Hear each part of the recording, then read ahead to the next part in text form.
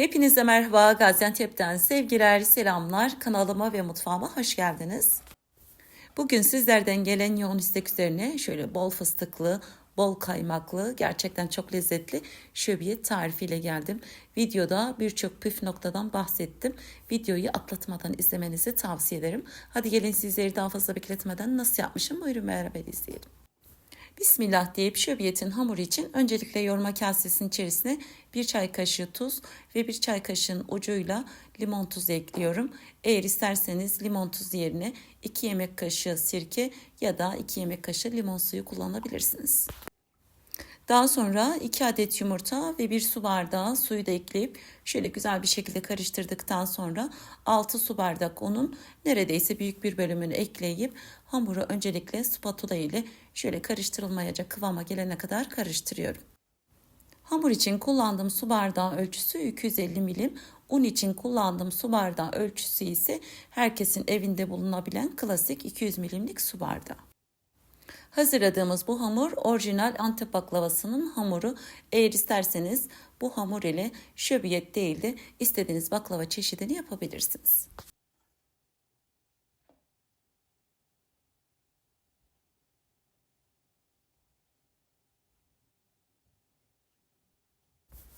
Hamuru yoğurma kasesinin içerisinde kabaca toparladıktan sonra unladım masanın üzerine alıyorum. Masanın üzerinde şöyle pürüzsüz olana kadar yoğuruyorum. Gerçekten bu işlem çok önemli. Mutlaka hamurunuzu pürüzsüz olana kadar yoğurmanız gerekiyor.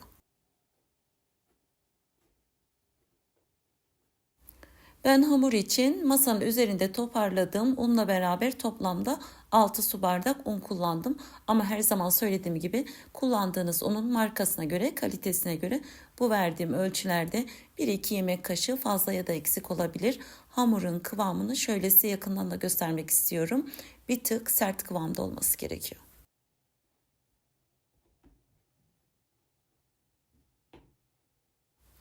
Hamuru yoğurduktan sonra hiç bekletmeden şöyle silindir haline getirdikten sonra küçük parçalara bölüyorum.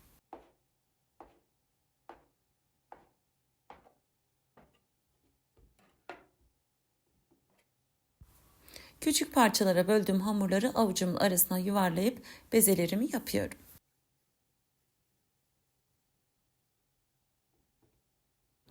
Sizlerden bana çok sayıda mesaj geliyor. Fatoş Hanım biz ne yaparsak yapalım eşit bezeler yapamıyoruz. Bu nedenle ben genelde videolarımda beze yapma kısmını biraz uzun tutuyorum. Benim de kestiğim parçalar biri küçük biri büyük olabiliyor. Sizin de gördüğünüz gibi. Eğer fazla ise koparıyorum. Eğer eksikse biraz daha ekleyip tamamlıyorum. Sizler de bu şekilde yapa yapa inanın eliniz alışacaktır. Hazırladığım hamurdan toplamda 10 eşit beze yaptım ve yaptığım bezeleri nişastaya bulayıp şöyle parmakların ucuyla bastırıp biraz daha kolay açılması için bastırıp genişletiyorum. Hamurun kıvamı dediğim gibi bir tık sert olduğu için bu işlem şöyle tatlı tabağı büyüklüğünde açtığınızda işinizi daha kolaylaştıracak. Bolca nişastayı bulayıp şöyle parmaklarımla biraz açtığım hamurları merdane ile tatlı tabağı büyüklüğünde değil de bir tık daha küçük açıyorum. İsterseniz tatlı tabağı büyüklüğünde de açabilirsiniz. Hiçbir sıkıntı olmaz. Ben bugün baklavayı buğday nişastasıyla hazırlıyorum. Sizler isterseniz mısır nişastası da kullanabilirsiniz. Ama ben genelde buğday nişastasıyla baklavalarımı açıyorum. Baklavanın hamurunu geceden hazırladım ki sabahta kalkıp baklavamı açmak için. Sizler de eğer Antep baklavasının hamurunu yapıyorsanız mutlaka geceden hazırlayıp ertesi günü de baklavanızı yapabilirsiniz. Açtığım hamurları bir tepsinin içerisine alıyorum ve beklerken birbirine yapışmaması için aralarına mutlaka poşet seriyorum. Hazırladığım bir tepsiyi tekrar bir poşetin içerisine alıyorum ki hava almasın ve ağzını sıkıca kapatıp dolapta en az 12 saat bekletiyorum. Hamuru gece 12'de hazırlayıp dolaba kaldırdım ve gündüz yani öğlen saatlerinde saat 12'de artık baklavamı hazırlamaya başlıyorum. Şöbiyetin kaymağı için uygun bir tencerenin içerisine 2,5 su bardağı süt, ve yarım çay bardağı irmiği ekledim ve çırpma teliyle kaynayana kadar karıştırıyorum.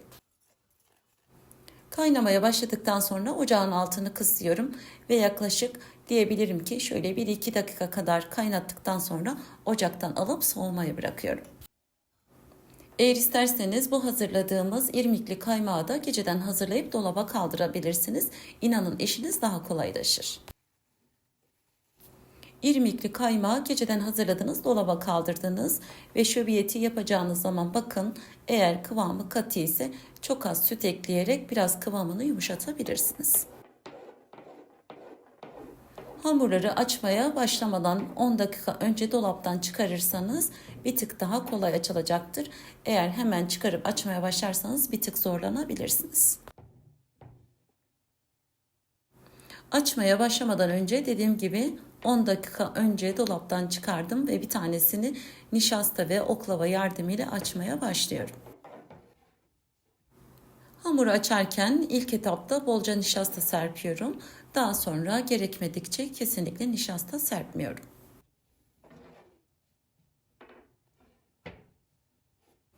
Bütün baklava videolarımda söylediğim gibi hamur açmaya başladığınızda özellikle baklava yufkası açarken mutlaka kapınızı, pencerenizi sıkı bir şekilde kapatın.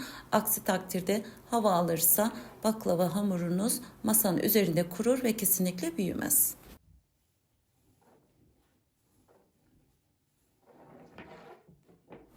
Hamuru açarken şekline, yırtılmasına takılmadan elinizden geldiği kadar hızlı bir şekilde açmaya çalışın.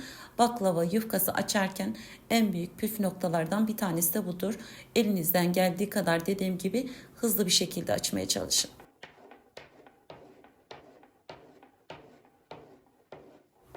Birinci yufkayı açıp yedek oklavama sarıp kaldırdım ve kalan diğer hamurları da aynı şekilde açıp yedek oklavama üst üste gelecek şekilde sarıp kaldırıyorum.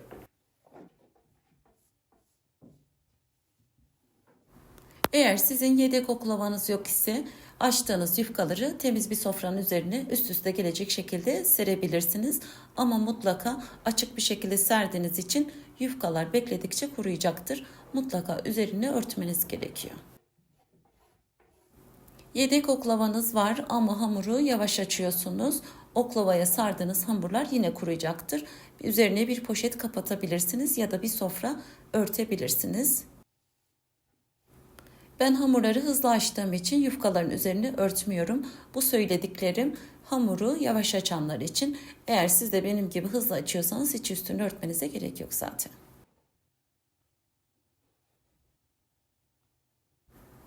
Açtığım 10 yufkayı masanın üzerine üst üste gelecek şekilde seriyorum. Ben hamurları tek tek açmayı tercih ettim. Sizler isterseniz üçlü ya da dörtlü gruplar halinde tek seferde de açabilirsiniz. Oklavayı kullanarak üst üste serdiğim hamurların kenar kısımlarını kesip büyükçe bir dikdörtgen elde ediyorum.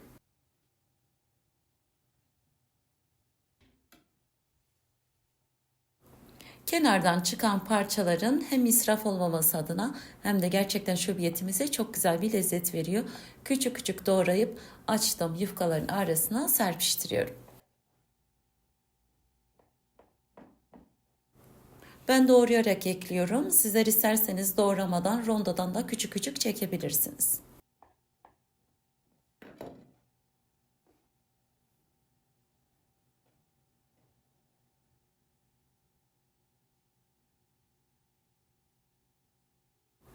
On kat serili yufkanın 5 katını açıyorum ve küçük küçük doğradığım hamurları eşit miktarda her tarafına gelecek şekilde serpiştiriyorum.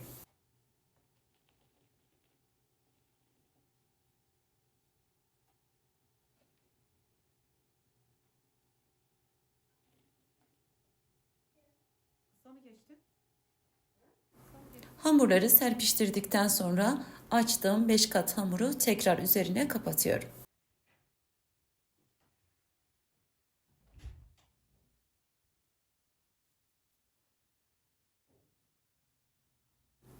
Yine oklavamı kullanarak 4 parmak genişliğinde önce uzunlamasına sonra da yanlamasına kareler kesiyorum.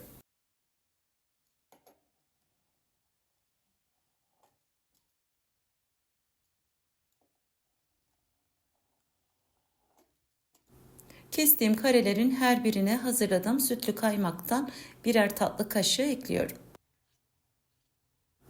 Bu aşamada hazırladığınız sütlü kaymağın tamamen soğumuş olması gerekiyor. Daha sonra kaymakların üzerine bir tatlı kaşığı kadar toz antep fıstığı serpiyorum. Ben bugün şöbiyeti fıstıklı yaptım. Sizler isterseniz cevizli ya da fındıklı da yapabilirsiniz. Fıstığı da ekledikten sonra bir bıçak yardımı ile ikiye katlıyorum.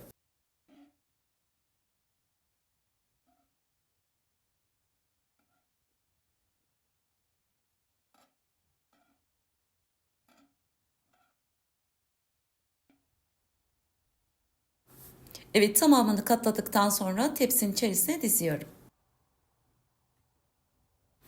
Kullandığım tepsi ölçüsü 30'a 40 santimlik baklavalık tepsi. Sizler isterseniz büyük boy ankastre fırın tepsisinde kullanabilirsiniz.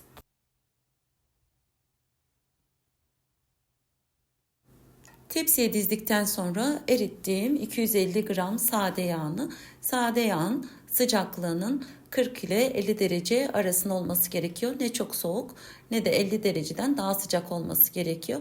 Ve yağ öncelikle kaşık ile daha sonra da fırça ile hiç kuru yeri kalmayacak bir şekilde sürüyorum.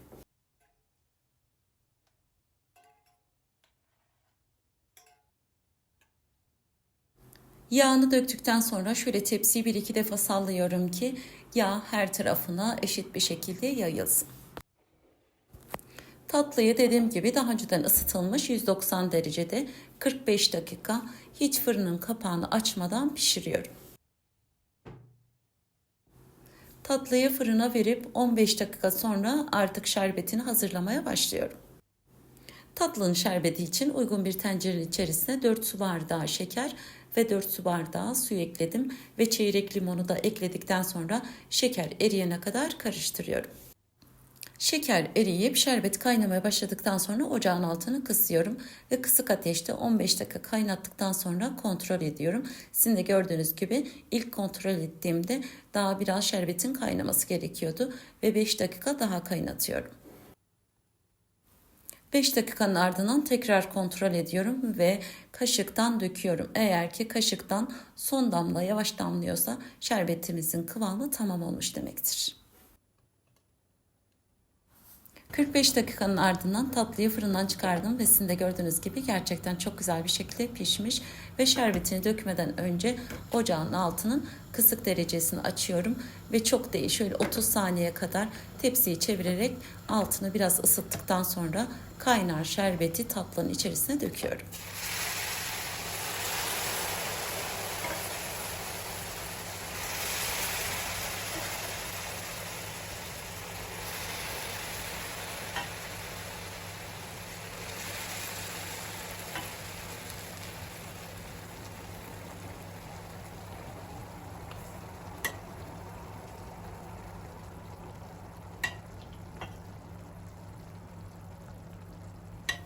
Hem tatlının hem de şerbetin sıcak olması gerekiyor.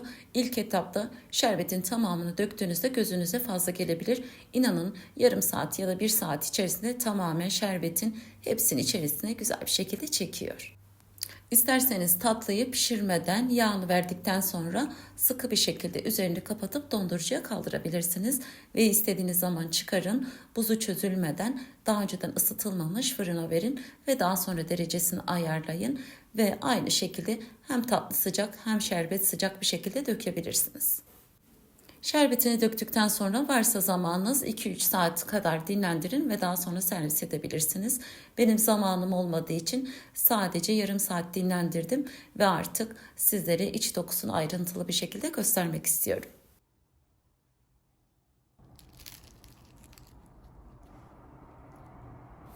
İkisini de sıcak dökmemize rağmen sizin de gördüğünüz gibi kesinlikle hamurlaşma yok ve çıtır çıtır.